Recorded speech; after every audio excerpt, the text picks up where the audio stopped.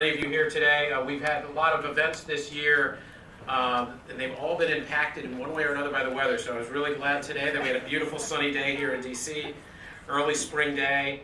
The birds are chirping, the cherry blossoms are blooming, and trade is at the forefront of a lot of people's minds. So thank you to Senator Toomey and his fantastic staff for their work in preparing us and getting this event off the ground today. We have after Senator Toomey's remarks, he'll sit down with former Congressman Charles Boustany. Then we're going to have a panel discussion on Section 232 and the Congressional Role in regulating foreign trade. I'd like to remind folks we have a couple upcoming events. I know you see them all in your inbox.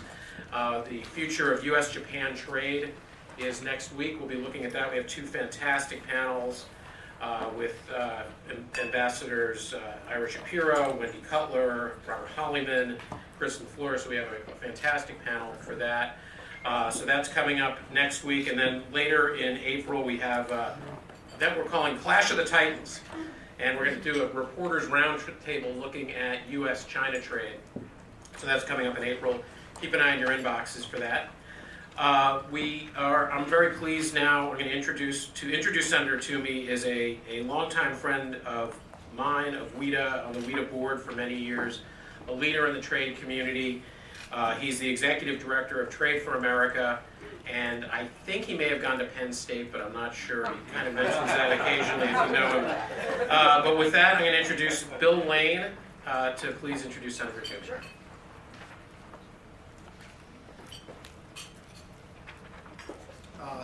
First of all, thank you, Ken. And I just want to say, because of two things. One, Ken's leadership of WITA. And secondly, somehow trade has become front page news for the last 2 years. WITA has never been as successful, as popular. And just by looking at this event, we used to have like 12 people, and one of them brought their dog. Now it's almost impossible to get in. I have the honor of introducing Senator Pat Toomey. And I've known Pat really for quite a while. And I would like to just say a couple things about Pat that you don't know. When I was running Cat's Washington office, Pat came into my office in 1997. He said he was going to be running for Congress. He said he was a free trade, pro-growth Republican. He was going to run in a district in the Lehigh Valley, which was largely Democratic. He went to Harvard, and he said, "What do you think? Think I can get elected?" And I go, "Nah, but we'll help you out a little bit." And I think we gave him a couple $100, or a pack did, I should say. And I said, "Are you really all in?" And he says, "I'm all in," and he was. And you can learn a lot from him. He never looked back. He ran flat out. There were 6 people in the race. All the crazies split the crazy vote. He won the primary. He won the election. He turned what was a largely Democratic district into a solid Republican district. He said he was only going to be a representative for 6 years. After 6 years, he decided to run for the Senate. He ran against Arlen Specter. It was a massively well-financed campaign. He had $3 million. Think of that, running for Senate in Pennsylvania with $3 million. And he almost beat Senator Specter in the primary, lost by 1.5%. He ran the Club for Growth. 6 years later, he ran for the Senate again. This time he won by 1.5%.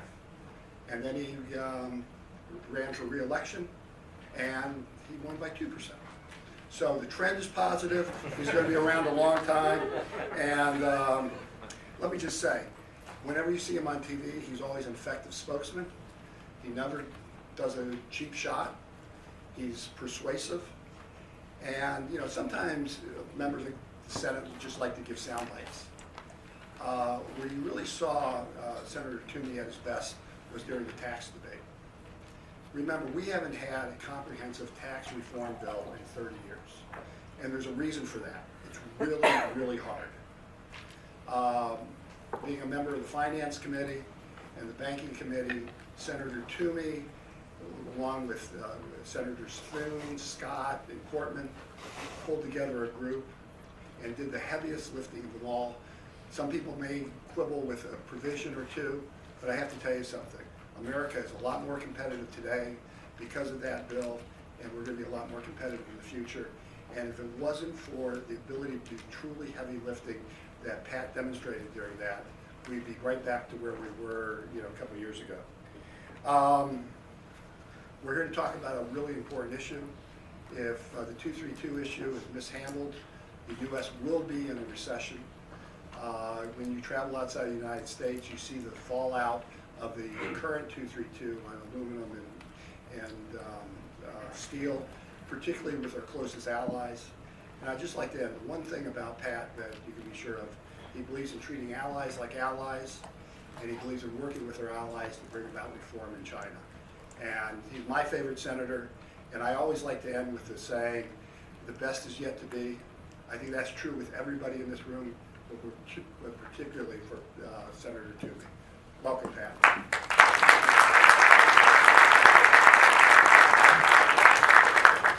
Thanks very much, Bill. That was a very kind introduction. Ken, thanks for having me. Bill understated his role in my successful run for Congress back in 1998. I was the businessman who was going to come in third in a six-way primary, and would be lucky to get more than 25% of the vote. Bill Lane was about the only guy in this town that believed in me, and he was very helpful in persuading a few others. In the end, the prognosticators were right in one respect. I only got 27% of the vote, but that was enough to win in the six-way primary. So we were able to go on and win. So, Bill, I appreciate your jeopardizing your credibility by indicating your support for me. I also will share with you that I am a subscriber to the advice that my staff gives me. My staff, Haley, is here. She's done a phenomenal job in the trade space, and she likes to remind me. She'll say, Pat, remember, just because you can't give a good speech doesn't mean you can't give a short speech. So I'll try to keep that in mind. Trade is one of my favorite topics, so I'm glad to be here with all of you and get a chance to share some thoughts. We are, of course, in the Ronald Reagan building, so let me start off with a reminder from the great Reagan, who urged the American people to reject the siren song of protectionism. In a 1988 radio address delivered shortly after he signed the U.S.-Canada Free Trade Agreement, which of course was the precursor to NAFTA, President Reagan observed, and I quote, "Part of the difficulty in accepting the good news about trade is our words. We too often talk about trade while using the vocabulary of war. In war, for one side to win, the other must lose. But commerce is not warfare. Trade is an economic alliance that benefits both countries. There are no losers, there are only winners. And trade helps to strengthen the free world." I think President Reagan's words are timely today. They remind us nobody wins a trade war. And that protectionism, which Ronald Reagan dubbed a cheap form of nationalism, can inflict great harm on consumers, on workers, on business, on everybody. And it's not like we haven't seen how this movie plays out in our past, right? 1930, Congress passed the Smoot-Hawley Tariff Act, which increased tariffs on 20,000 imports. It was repeatedly amended over the next several months, increasing tariffs, and what started off meant to cover only agriculture ended up covering all commodities and ended up with an average ad valorem tariff rate of 52.8%. There were 1,028 economists petitioned President Hoover not to sign that legislation, arguing that by taxing American imports, we would hurt American exports. They wrote, among other things, that countries cannot permanently buy from us unless they are permitted to sell to us. Well, we all know that Smoot-Hawley was a complete disaster for our economy. The stock market, which was collapsing as Smoot-Hawley was working its way through Congress, took a quarter of a century to recover. It would not be wise to return to a systematic approach of protectionism and using tariffs. We should have learned that lesson, but I do think, unfortunately, we might be regressing a little bit from what more recently had been consistent progress towards ever freer trade. Part of how we've gotten here, in my view, is the practice of Congress delegating ever more authority on trade to the executive branch, arguably beginning with the Reciprocal Trade Agreement Act of 1934. Now that was meant to allow the president to negotiate tariff-cutting agreements with foreign nations. And for the most part, the conditional delegation by Congress to the executive with respect to trade was meant for the purpose of liberalizing trade, for allowing and encouraging presidents to negotiate free trade agreements, for instance. But in the end, Congress has delegated an awful lot of authority in this space, in my view, much too much. And we have now seen an executive that is willing to use this authority, which originally was meant to help liberalize trade, in fact, to use it to diminish trade. In 2018 alone, U.S. imposed new tariffs on 12% of all of our imports. And as we know, there are threats that even more imports could be subject. We get mixed signals from the administration, but clearly there is a belief that protectionist measures can and should be used as tools, leveraging tools for negotiating trade agreements. The president often states that he likes tariffs, describes himself as a tariff man. And there is a prevalent belief at the White House that a trade deficit with another nation is the measure of which that country is somehow stealing from the United States. That is, in my view, a profoundly mistaken notion about trade. So for the first time since Richard Nixon, we've got an administration that has a protectionist inclination, at least in some respects. So I would argue we have a history with protectionism, and it's a really bad one. In the post-war era, we had been marching, as I said, towards ever expanding free trade. But now, for the first time in a long time, there's a threat that we're moving in the opposite direction. I also want to make a point that I think is really important about this, because there's the economics of trade, but there's also a constitutional question here, a broader issue. See, in my view, Congress has delegated way too much power to the executive branch for a long time now, not just in the trade space. It's really almost across the entire realm of everything the federal government deals with. Regulatory matters and rulemaking are an obvious example of where a legislative authority has been transitioned to the executive branch. Congress has willfully done this, but I think it really undermines a republic when you do that. First of all, it's inconsistent with the spirit and sometimes the letter of the Constitution. That's a problem all by itself. It's also clear that the growth of the administrative state has resulted in huge increases in regulations that in many cases would never have been able to pass Congress. So you have to wonder whether they're appropriate. And it's certainly an erosion of accountability, right? Who do my constituents hold accountable if someone at the EPA writes a rule that limits their ability to farm their land or grow their business? Who do they hold accountable? Because that person's not on a ballot. And Congress finds it very convenient to simply shift the responsibility to whoever that person is. So I'm of the view that I've got two important goals here that intersect. One is to restore freer trade. The other is to restore to Congress the responsibility that the Constitution assigns to Congress. So that brings me to our legislation on Section 232. It's an opportunity to do something on both of these fronts. It's modest in its scope, but I think it's important. So I think everybody knows this is a Cold War era law, I would argue an antiquated one. Its purpose, it was conceived as a way to protect the national security of the country. Until this administration, the last time a president took action under Section 232 was 1983. And historically, 232 actions were very targeted in their scope. So for example, it would apply to petroleum imports from Iran and Libya. In other words, clear national security risks that the administrations of the past were dealing with. The current administration has used Section 232, of course, far more liberally than any previous administration. And the most, the case that's before us is the sweeping tariffs on steel and aluminum, including on some of our nearest neighbors, closest friends, and most important allies. Covers about $29 billion of steel imports, $17 billion of aluminum imports. So let's start with the underlying justification that these tariffs are necessary to protect the security, the national security of the United States, because that's the only legal basis for invoking Section 232. With respect to steel, pretty hard to make that case. The U.S. produces domestically 70% of all the steel that we consume, 70%.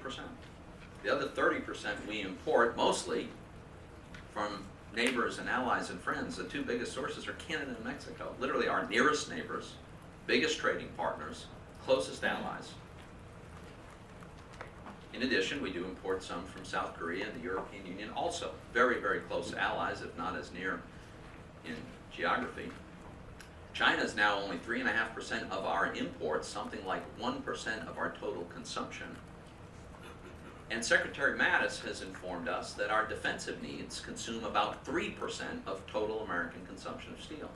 So for defense purposes, we need 3% of our consumption, and we produce 70% domestically. And the biggest categories of the other 30% are from our very closest allies in the world.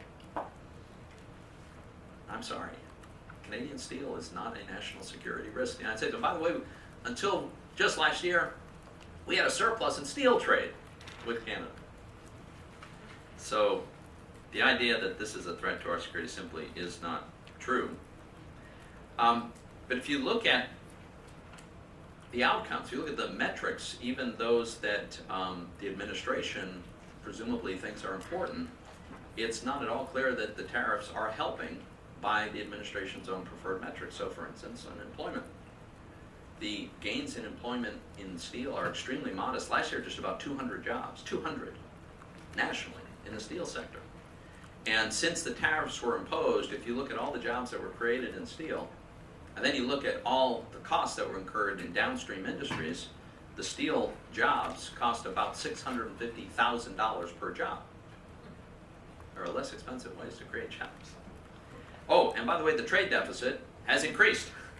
The trade deficit in steel increased by $1 billion. In steel, increased by $1 billion last year. So we put tariffs on imported steel, presumably to protect the domestic steel industry, and our deficit in steel trade went up. And that's, of course, largely because of the retaliation, but there are other indirect effects as well. Money is not pouring into the Treasury as a result. We have spent more money so far on trade aid to farmers who are the victims of retaliation than we've received in tariff income. And by the way, the tariff income all comes from Americans. It is we who pay this. And, you know, one genuine concern that the industry certainly has had to contend with, which is global overcapacity. Well, capacity has increased. Chinese capacity in particular is up significantly. And the one thing that tariffs clearly have done is they have imposed a cost on our economy. The Congressional Budget Office, nonpartisan CBO, estimates that the trade actions taken already, without any further trade actions, those already in place, would result in a reduction of GDP of 0.1% by 2022 if they remain in place. And of course, American exports are getting hammered with retaliation. And you know, in Pennsylvania, we have a significant volume of exports that have already been targeted for 232 retaliation, steel and motorcycles, among other things. Now 8% of all U.S. agricultural exports to the European Union is targeted for retaliation. The danger is that this can all get worse. So that brings me to my legislation, which is meant to be corrective in this regard. So let me just run through a couple of the key features. First and foremost, and I really think this is the central element of our bill, and that is the requirement of an approval resolution. So if a president thinks that tariffs are needed for national security under our legislation, he would have to submit a proposal to Congress to that effect. Congress would then have 60 days to pass an approval resolution, affirmative steps to provide its assent. It would have to be discharged from committee within 10 days of introduction, and it would be guaranteed to have a floor debate, and a motion to proceed on the Senate floor could not be filibustered, although in order to get to final passage, it would have to reach the 60-vote threshold of invoking cloture. And so by design, if approval of the president's request for these tariffs under 232. If approval fails in either chamber, then it doesn't move forward, and the tariffs would not be permitted to go into effect. So this creates a high threshold to impose tariffs under the auspices of Section 232. The decision would be informed by the impact in every congressional district in America as perceived by members of Congress. It definitely, I would argue, it biases the outcome in favor of free trade because it establishes a high hurdle for limiting trade this way. It does still allow tariffs if the president has a compelling argument that this is a threat to national security and therefore we have to impose these tariffs. If it's a compelling argument, I would think Congress would agree with the president, so it doesn't preclude the possibility of invoking Section 232. But, and this is a really important part to me, it does restore the constitutional responsibility to Congress that Article 1 grants to Congress by ensuring that it cannot proceed unless Congress provides its assent. The Constitution is unambiguous about which of the three branches of government have responsibility for trade relations, for establishing tariffs, for managing our commerce with foreign nations, and that is Congress. When we have delegated some of this authority to the president, it's exactly that. It's a delegation of congressional authority. It is not an inherent constitutional authority with the executive. So it is perfectly within our purview and perfectly acceptable. In fact, I think it's our responsibility to restore that responsibility to where it was intended. Number two, my bill is retroactive. It goes back for 4 years, and so if my bill were passed, the current steel and aluminum tariffs, in order to remain in force, would be subject to a vote in both houses of Congress, would have to have the affirmative vote in both houses in order for them to be continued. And it restores the national security intent, and it does that in a couple of ways. First of all, it shifts the responsibility of determining that there is a national security threat from the Commerce Department, which I would argue is not particularly well suited to make that determination. It shifts it from Commerce to Defense. And the other thing we do is we define national security. Under the current 232 legislation, there is no definition of national security, so a president can define it any way he chooses. That is way overly broad. We would tighten that up quite a lot. So let's talk a little bit about prospects for passage from here. As you may know, Mark Warner is the lead Democrat on the bill that I've introduced with him. We now have 13 co-sponsors from both sides of the aisle. That number is still growing. We have 4 members of the Finance Committee that are co-sponsors of this bill, myself, Senators Warner, Hassan, and Langford. And there's a House companion. Mike Gallagher and Ron Kind have the identical legislation in the House, and they have 20 co-sponsors. And I feel like we've got some momentum. I feel like we do. Chairman Grassley put out a statement you may have seen just yesterday, confirming his interest in moving something. Let me quote from his statement because I think he's exactly right. He says, "The benefit of time and experience has proven our founders right in tasking Congress with authority over tariffs. Congress should take back some of this delegation of its constitutional authority and rebalance trade powers between the two branches in a responsible way that does not impede a president's ability to protect America's national security." I couldn't say it any better. I completely agree. And it appears to me, and from my conversations with him, I feel like Senator Grassley and I have a very shared view on the fundamentals of this issue.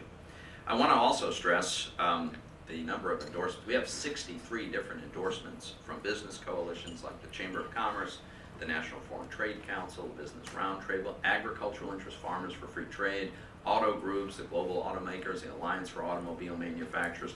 We have some left-of-center groups, the Progressive Policy Institute. We have conservative movement groups like the National Taxpayers Union, Americans for Prosperity, Freedom's Works, Club for Growth, retailers, food and beverage. We have a very, very broad cross-section of the economy represented as supporters of our legislation. Some of you in this room made the decision to support this legislation, and I am grateful for that. That could be very, very helpful in the final stretch. And the final stretch for me, let me be very clear, I want a legislative outcome. I want a bill that becomes law. This is not a messaging exercise for me. I really think we have an opportunity to make that progress. I'm encouraged by what Chairman Grassley has said, both privately and publicly. My staff and his staff are working together every day to get to a bill that we can move. And as you see from Chairman Grassley's remarks, he is very much conscious and focused on restoring this congressional authority. I'm also pleased that there is bipartisan support for this. There is significant support on the other side of the aisle. So I am hopeful. I think our goal should be that we get this out of committee with a big, big vote, and then let's get 67 votes on the Senate floor, because we're probably going to need 67 votes before this is over. So that's where we are. I'm looking forward to having a little discussion after this. Let me just conclude with one more thought from President Reagan. As I said, he reminds us all that trade wars are not good or easy to win. And he reminded us that free trade policies have overwhelmingly benefited all Americans, U.S., including workers and consumers. The jobs in export-related industries pay 18% higher wages than other jobs. And the cost of tariffs are borne disproportionately by low and middle income Americans. So a final observation is that of President Reagan's Council of Economic Advisors, who advised him in 1983 against using Section 232 tariffs on iron and steel. And they said, and I quote, "Trade restrictions impose hidden costs on the economy. They're not included in the appropriations of elected officials. They show up on no agency's budget, and they tend to be overlooked when assessing the impact of the broader policy of which they are a part. But hidden or not, these costs act as a drag on the rest of the economy, eroding the industrial base in other sectors, and undermining our ability to sustain a balanced defense effort in a national emergency." So in my view, it's past time to restore congressional accountability in this trade space. I would ask you, if you agree, please urge your members of Congress, urge the folks that you meet with in town to support this legislation. Thank you for the work you do here, and thank you very much for having me with me.